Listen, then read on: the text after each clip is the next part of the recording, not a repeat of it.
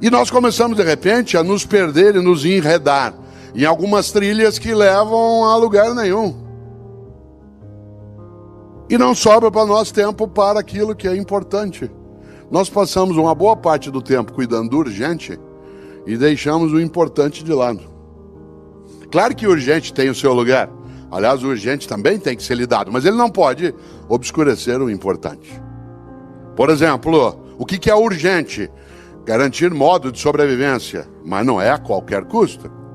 O que é urgente? É você lidar com aquilo que é a tua tarefa, que aliás te dá o retorno em relação às tuas condições, mas ela não é exclusiva.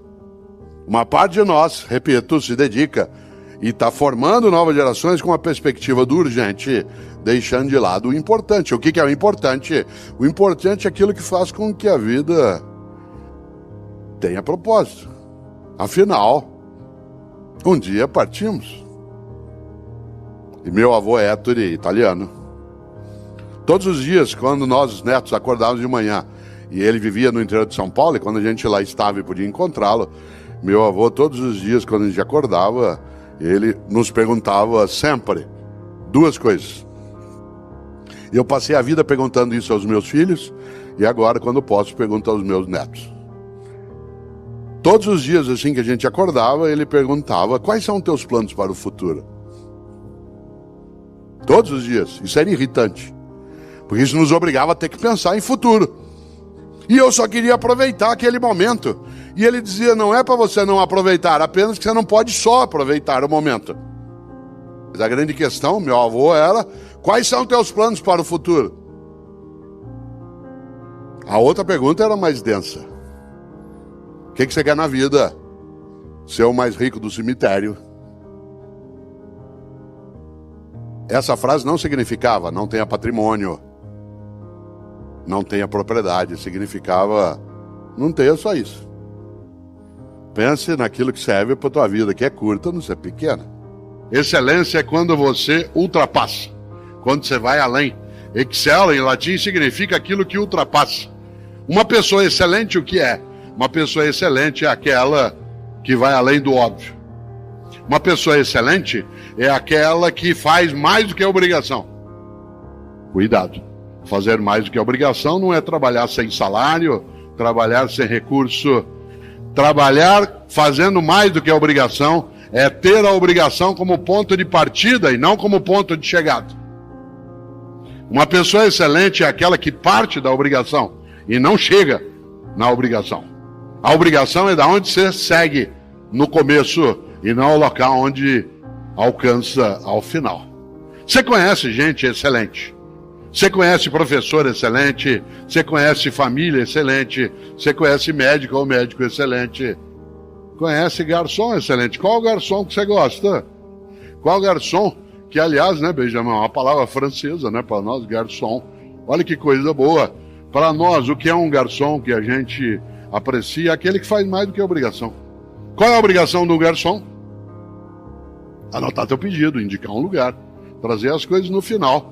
Anota. Qual é o garçom que você gosta de ser atendido? Aquele que faz mais do que a obrigação. Que sugere coisas para você. Que te indica um lugar. Que é capaz de ficar próximo, mas não ao lado, ouvindo a conversa.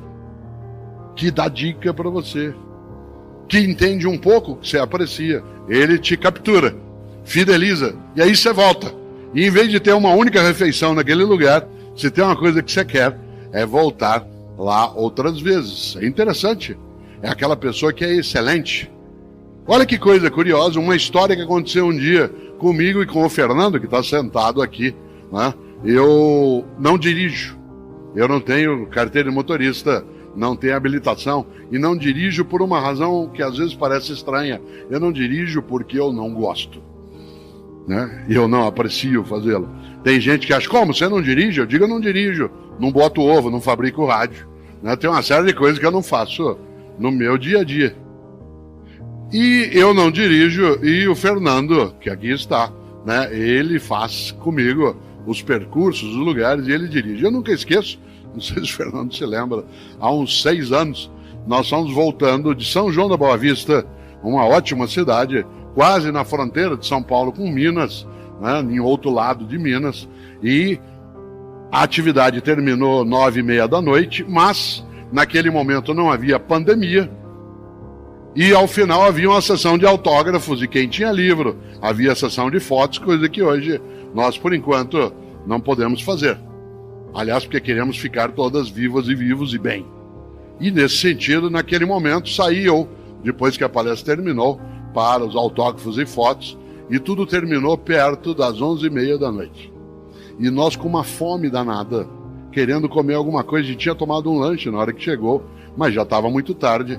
Saímos de São João do Boa Vista, pegamos a estrada e nada aberto na estrada. Todos os postos já fechados no horário que a gente passou, era 1h pouco da manhã, tudo fechado.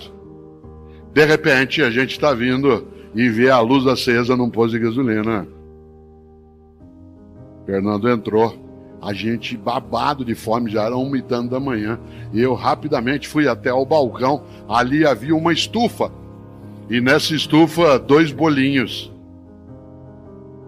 E eu disse ao garçom, por favor, o senhor nos dá esse bolinho?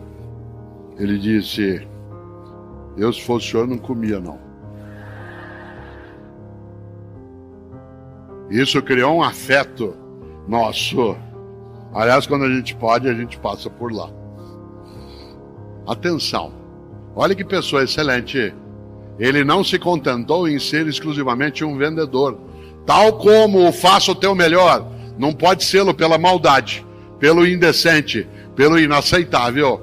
Embora fosse um negócio, uma regra boa na vida é não fazemos qualquer negócio. Não fazemos qualquer negócio. Só que ele não se contentou, olha que interessante, em dizer o que eu posso fazer.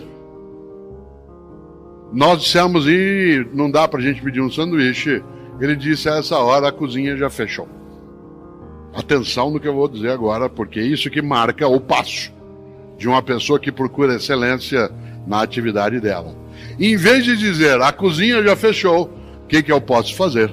Ele disse, como vocês estão com fome, eu vou preparar um sanduíche frio, se vocês não se incomodarem.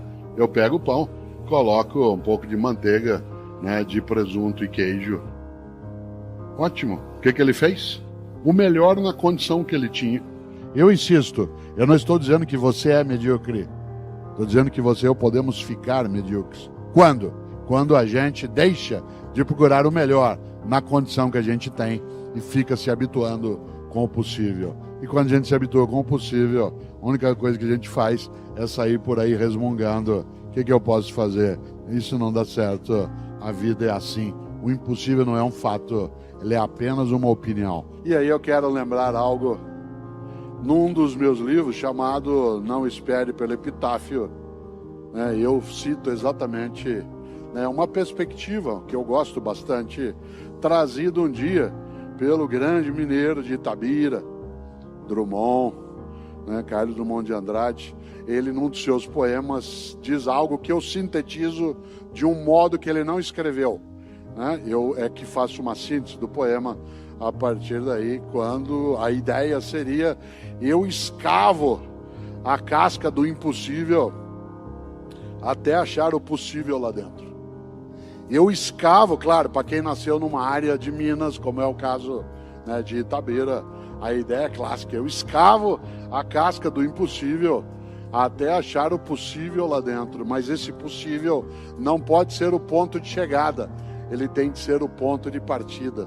E pessoas que querem fazer o seu melhor não têm o possível como seu ponto de chegada, mas como ponto de partida. Dizendo de outro modo, uma pessoa que não queira ser medíocre, ela procura o tempo todo a excelência. E o que é excelência? Excelência é quando você ultrapassa o óbvio, vai além.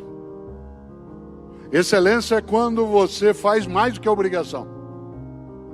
Atenção, fazer mais do que a obrigação não é trabalhar sem direito, sem salário, sem condição. Fazer mais do que a obrigação é ter a obrigação como ponto de partida e não como ponto de chegada.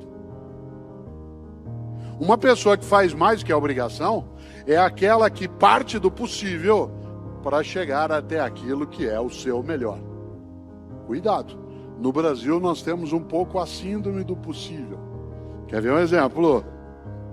Você leva teu carro no mecânico, às vezes da manhã cedo, e diz, olha, meu carro está com um barulho estranho. Ele diz, vou fazer o possível. Você vai ao médico e diz, doutor, estou com uma dor no pâncreas. Ele diz, vou fazer o possível. Você chega para um professor e diz, professor, eu não estou entendendo isso aqui, o senhor pode me explicar? Eu vou fazer o possível. Você assusta nessa hora. Há 4 anos, vai fazer agora, nesta semana, tive que colocar uma prótese no joelho direito, porque numa atividade semifísica eu tropecei, bati o joelho num banco de areia e, entre aspas, quebrei o subcondral. Não quebra, mas seria o assemelhado a uma fratura. Tentei por um tempo com fisioterapia, etc. Não deu, e aí eu tive que colocar uma prótese completa no joelho direito, que aliás é uma prótese, como vocês notam, funciona. É uma prótese alemã por dentro e por fora sou eu. E uma das coisas boas é que o cirurgião que colocou a prótese, uma pessoa extremamente preparada, em São Paulo, onde vivo, já imaginou se um pouquinho antes de eu entrar em estado de dormência mais profunda, né? Um pouquinho antes de eu entrar dentro do efeito mais forte da anestesia, eu olhasse para ele e falasse assim, doutor, vai dar certo? Ele dissesse, vou fazer o possível. Se desse tempo, naquela contagem regressiva de 10 a 9, né, eu ia pedir para sair correndo. É claro.